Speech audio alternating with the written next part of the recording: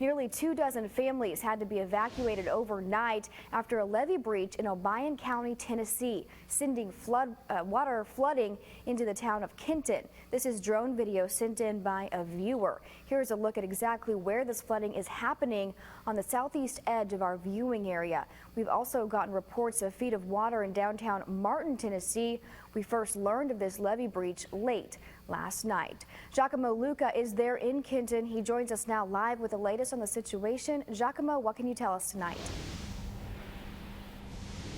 Well, Katie, the families that were evacuated from low-lying East Kenton, where I'm standing right now, have yet to return.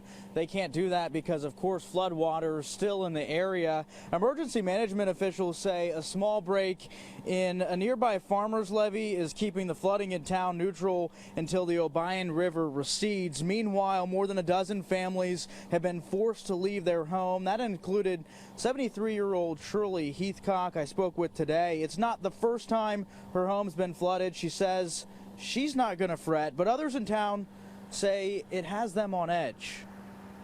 You worried about the rain tomorrow? No, I ain't going to worry about anything because God will take care of me. I look to that man for that.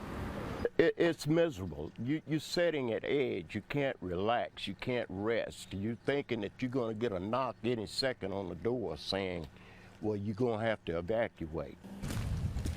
Volunteers with the American Red Cross were out here today assessing damages. Now they're still working to determine whether or not they'll need to declare an emergency and whether or not they'll need to offer aid or a possible shelter to those that have been affected. Now here in Kenton, they may not be out of the woods yet. You can see it's beginning to rain once again, and of course the predicted rain for this week has the possibility of just continuing to flood the city and maybe bring more damages to the folks that have already been affected by this very tragic and unfortunate flood.